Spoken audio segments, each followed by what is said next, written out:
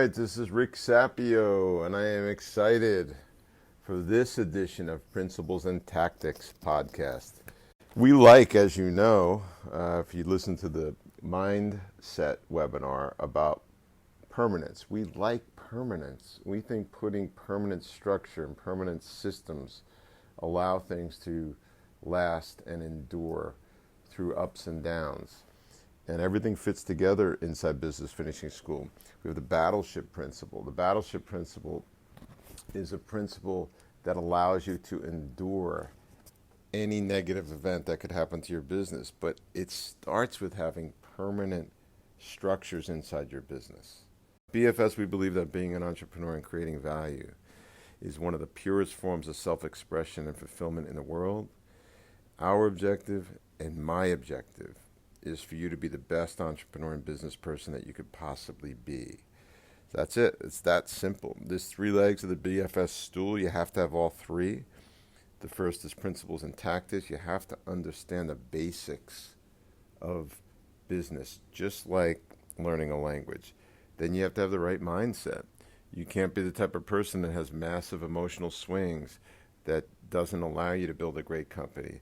So it's principles and tactics, number 1. Number 2, mindset. Number 3, financial success. We want to make sure that you put the structure in place inside your business and inside your personal life, so when your business is successful, it converts to you creating wealth for yourself and your family.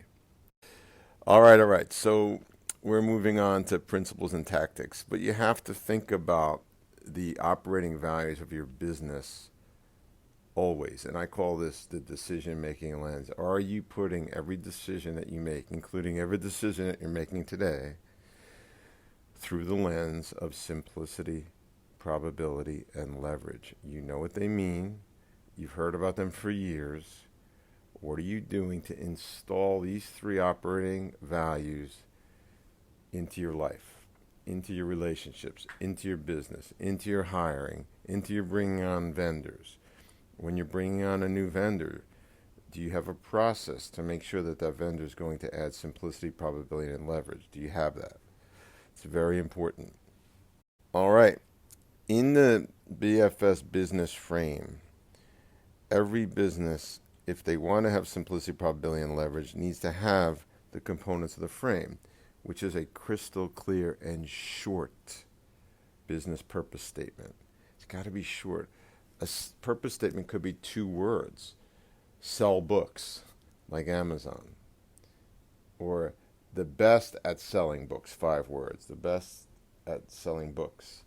Catalyzing statement. Watch the TEDx talk I did on creating a catalyzing statement from your purpose statement. And then critical, you've got to have a list of values from which to make decisions. Do you have a rock solid list of values from which to make decisions in your business? Do all of your employees know what that rock solid list of values are? Have you communicated that? Do you communicate those at every meeting? And here's what I want to talk about today. I want to dig a little bit deeper on it today because I think it's so important. The next part of the frame, it's part 4, is your business strategy. And I call it the real business strategy.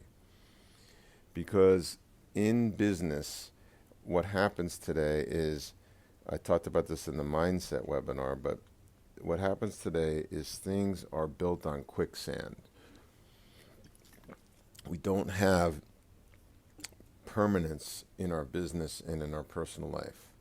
So things are constantly moving. However, we believe, because we've seen it over and over and over again, if you want simplicity, probability, and leverage, you've got to have a clear business strategy that you communicate to your clients, to your vendors, to your employees, to your partners, to your owners, to anybody associated with the business.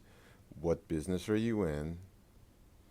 And you need to be very clear. It's a statement followed by, if you want, a few sentences.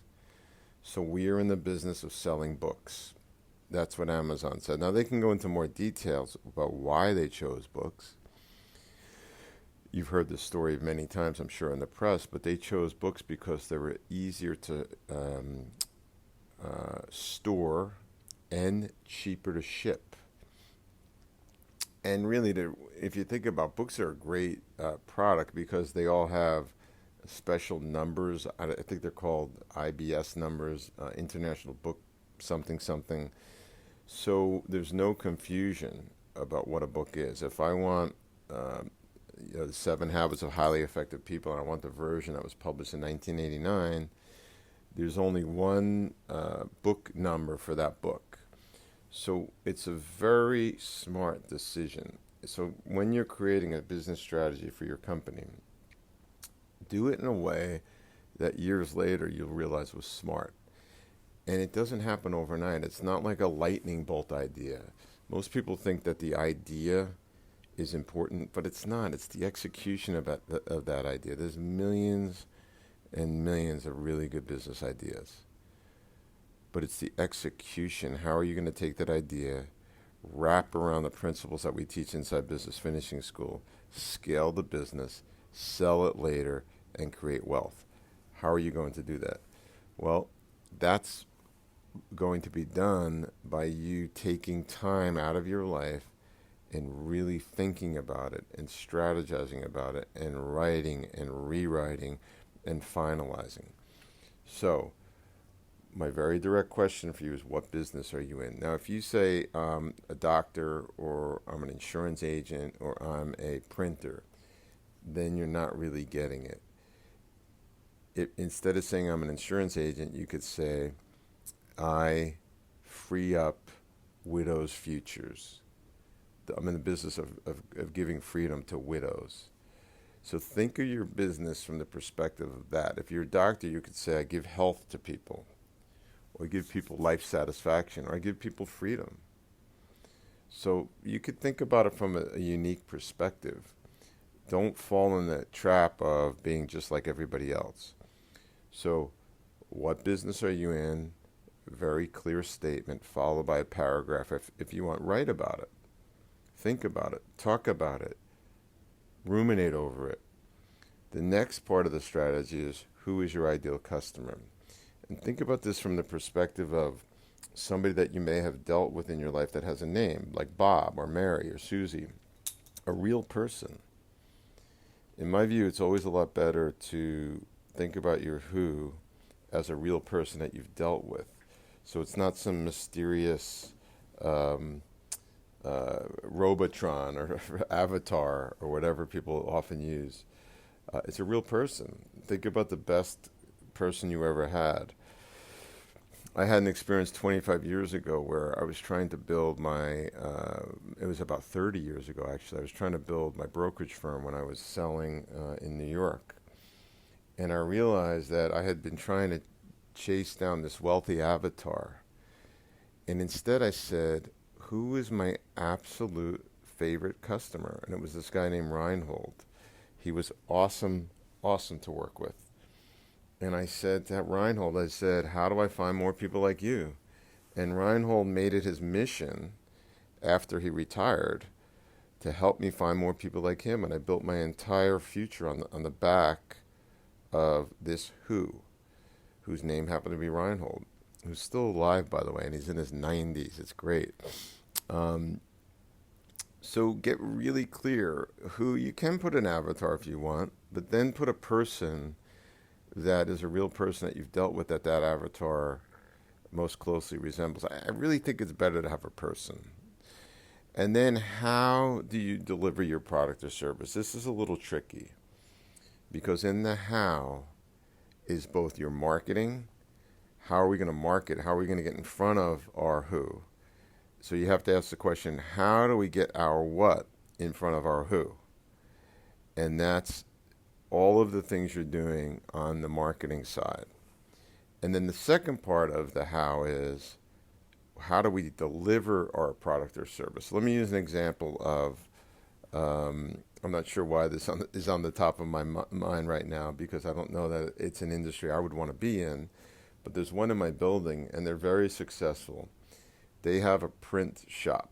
They actually print, the stuff that we use for our business growth summits. They print books, not books like that you buy on Amazon, but booklets for events. They print signs. They print knickknacks. For example, if you want to get, I don't know, an iPhone cover and you want to put your logo on it for an event. They do stuff like that. So when you ask them what business are you in, they don't say we're in the print business. They say we're in the customer service business. And our product is branding. So they could brand any product. So, they would say that they wouldn't say they're in the print business. In fact, if you look at their sign, it doesn't even say that. It says branding all over it. We help companies brand themselves. Who is their ideal customer? Small business owners. And how do they deliver their product or service? They deliver it by word of mouth. They're constantly saying, who do you know, who do you know, who do you know? And they deliver it by high touch service. So from a marketing perspective, it's all word of mouth because they've realized there's thousands of companies that do what they do, and they're not going to be able to rise above the noise. Here's the interesting thing about this little business. They're extremely successful. They're always busy. They're always responsive. They're high touch and all of that. So let me back up a couple of steps and just restate it from a high level so you can think about your business from this perspective.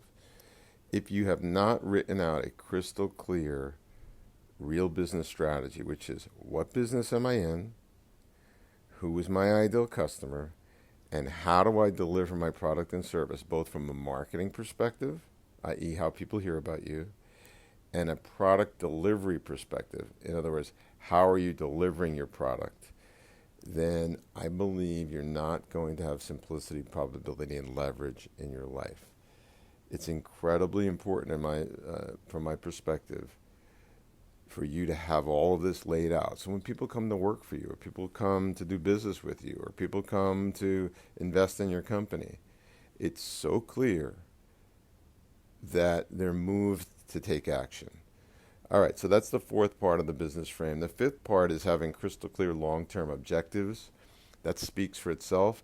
But even if you want to sell the business in 6 months, it's very important to have clear long-term objectives. We want to have 200 locations in 2030. That's clear. And then what are the quarterly objectives? In other words, what does the business need to get done in the next quarter? What are the 5 important, specific, measurable, attainable, realistic, and tangible objectives that we need to get done this quarter as a company? And then each employee needs the 5 for themselves.